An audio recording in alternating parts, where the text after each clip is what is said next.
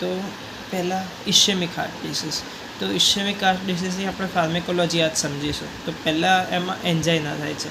Angina 2 પ્રકારના હોય છે, ક્લાસિકલ અને વેરિયન્ટ. ક્લાસિકલને બીજું કહેવાય એક્સર્શનલ અને વેરિયન્ટને કહેવાય વાસોસ્પ્લાસ્ટિક અને પ્રિન્ઝમેન્ટલ. હવે થાય છે શું? તો ક્લાસિકલ એન્જાઇનામાં એવું છે કે ધારો કે તમારે કોઈ વેસલ્સ છે અને આ હાર્ટ છે, તો એમાંથી અહીંયા ઓક્લુઝન થઈ ગયું કે થ્રોમ્બોસિસ થઈ ગયું, એના કારણે બ્લડ સરખી રીતે જઈ નથી શકતું. તો 100% બ્લડ આવતું હોય તો 50 અહીંયાથી જાય છે, પણ અહીંયાથી જઈ નથી શકતું, તો વેસો ડાયલેશન થશે અને એ 50 નીકળી જશે, કોઈ પ્રોબ્લેમ નહીં થાય. પણ જ્યારે સિમ્પેથેટિક સિસ્ટમ એક્ટિવેટ થશે, જ્યારે કંઈ ઇમોશનલી માણસ ડેમેજ હશે કે એને કંઈ બીજી તકલીફ થઈ હશે કે બહુ વધારે એક્સરસાઇઝ કરશે, તો શું થશે કે હાર્ટને વધારે બ્લડ જોઈશે. તો આમાંથી બ્લડ જેટલું જોઈએ, આ તો બીજી વેસલ છે એ વાસો ડાયલેશન થઈ નીકળી જશે, પણ અહીંયા તો ઓક્લુઝન છે એટલે પહેલેથી વાસો ડાયલેટ છે ઓક્લુઝનના કારણે, તો એટલું બધું બ્લડ નીકળી નહીં શકે જેટલું આ બાજુથી નીકળી શકતું હતું. તો અહીંયા એ તકલીફ થવાના કારણે એના કારણે એન્જાઇનાની શરૂઆત થશે. તો એના કારણે આપણે અહીંયા નાઇટ્રેટ્સ આપીએ. નાઇટ્રેટ શું છે? તો નાઇટ્રિક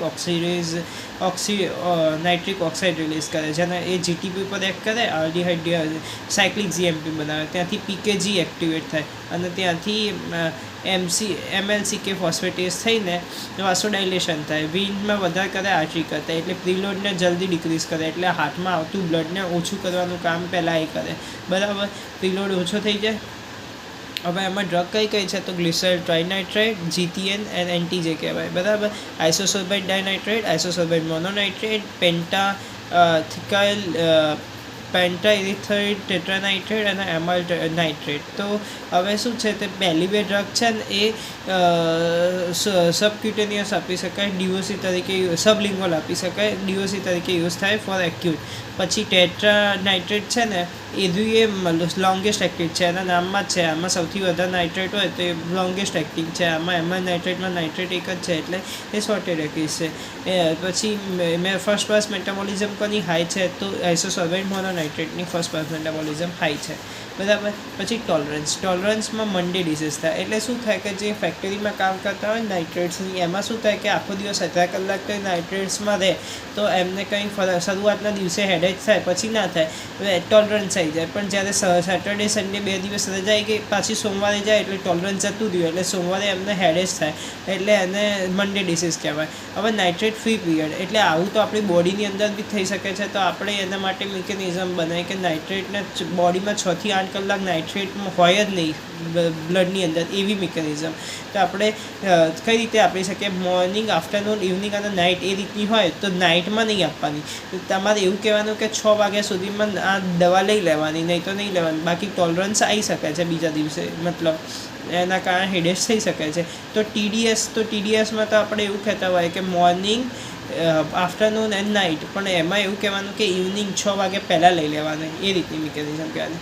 પછી આ કેવું છે, નાઇટ્રેટ એનોને એક્ટિવેટ કરે, સાયક્લિક જીએમપી એ ઇન્ક્રીઝ થઈ ગયું કારણ કે PDE-ને ઇન્હિબિટ થઈ ગયું, વાસો ડાયલેશન થઈ ગયું. એમાં બાબા શું થાય કે સિલ્ડેનાફિલ આપીએ નાઇટ્રેટની જોડે તો એ શું કરે કે PDE ફોસ્ફોડાયસ્ટરેઝને બ્લોક કરી દે, એટલે સાયક્લિક EMP ઇન્ક્રીઝ થાય, એટલે વેન તો ડાયલેટ થાય પણ એક અમુક સમય પછી આર્ટરીને ડાયલેટ કરવા માંડે, એટલે એના કારણે BP ડિક્રીઝ થવા માંડે. એટલે નાઇટ્રેટ જોડે સિલ્ડેનાફિલ ક્યારેય નહીં આપવાની.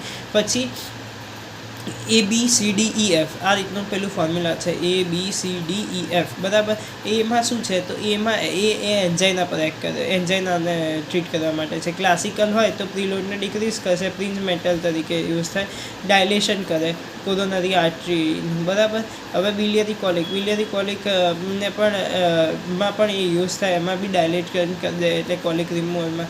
સાયનાઇડ પોઈઝનિંગમાં ઓકે, ક્લાસિકલમાં પ્રીલોડને ઓછું કરે, પ્રિન્ઝમેન્ટલમાં ડાયલેશન ઓફ કોરોનરી આર્ટરી કરે, એ વસ્તુ યાદ રાખવાની છે. સાયનાઇડ પોઈઝનિંગમાં શું કરે?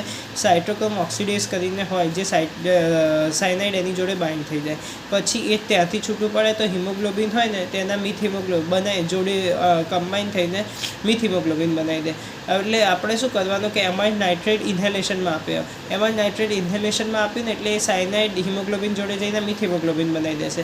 હવે સાયનાઇડ મિથ હિમોગ્લોબિન બન્યું, બરાબર, એ હવે એ બી ટોક્સિક જ છે, તો એના માટે આપણે સોડિયમ થાયોસલ્ફેટ આપીએ, જે થાયોસાઇનેટ બનાવીને એ એક્સલેટ થઈ જાય, બરાબર. તો હવે આ રીતે એમાઇલ nitrate plus sodium thiosulphate cyanide પોઈઝનિંગમાં આપણે કરીએ. એના સિવાય બીજું શું કરી શકીએ, તો હાઇડ્રોક્સી કોબાલામિન આપ્યું, એ સાયનોકોબાલામિન બનાવી દીધું આઈવી, એ બી યુઝ કરી શકીએ. પછી L calcium channel blocker, T calcium channel blocker, એમાં કયા છે, વેરાપામેલ, ડીટીએઝમ, ડાયહાઇડ્રોપાયરિડિન. વેરાપામેલમાં શું છે કે વાસો ડાયલેશન કરે છે, ડિક્રીઝ ડાયોસ્ટોલિક બ્લડ પ્રેશર, આ બી એવું કરે છે. ત્રણેયની એક્શન બીપી પર સેમ છે, પણ આમાં કેવું છે કે ત્રણેય પેરીફેરલ છે, બરાબર. વેરાપામેલ, ડીટીએઝમ, ડાયહાઇડ્રોપાયરિડિન ડાયોસ્ટોલિક બી કરે છે, અને આ સાઈડ બધું ડિક્રીઝ કરશે, બરાબર. ડાયોસ્ટોલિકનું આ ડાયહાઇડ્રોપાયરિડિન નહીં ઇફેક્ટ આપે, અને આ ઇન્ક્રીઝ કરે છે, બરાબર. તો નેટ ઇફેક્ટ આવશે વેરાપામેલની, આમાં ડિક્રીઝ આવશે, આમાં ડિક્રીઝ આવશે, પણ આમાં ઇન્ક્રીઝ આવી જશે.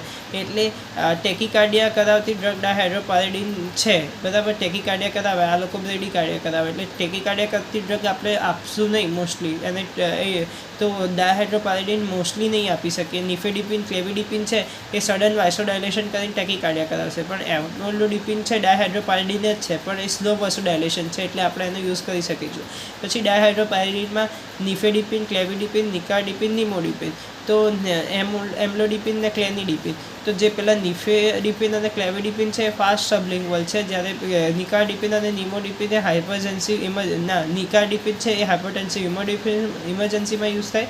નિમોડિપિન છે એ સેરેબ્રો સિલેક્ટિવ સીસીબી છે, જે સબ આર્કનોઇડ હેમરેજમાં પોસ્ટ સબ આર્કનોઇડ હેમરેજમાં યુઝ કરી શકીએ આપણે. પછી એમ્લોડિપિન છે, ક્લેનિડિપિન છે, જે એલ કેલ્શિયમ ચેનલને બ્લોક કરે ને એન કેલ્શિયમ ચેનલને બ્લોક કરે, બરાબર. આમાં સાઇડ ઇફેક્ટ તરીકે હેડેચ અને કોન્સ્ટિપેશન થઈ શકે. ગમ હાઇપરટ્રોફી, એની કરાવતી ડ્રગ 3 છે, CCB. સીમાં કેલ્શિયમ ચેનલ બ્લોકર, સાયક્લોસ્પોરિન અને ફેનિટોઇન. કેલ્શિયમ ચેનલ બ્લોકર, સાયક્લોસ્પોરિન અને ફેનિટોઇન, આ ડ્રગ છે. હવે ત્રીજી ડ્રગ કઈ આવી, તો કેલ્શિયમ થઈ ગઈ, નાઇટ્રેટ થઈ ગઈ, બીટા બ્લોકરમાં પાછળ લોલ આવે.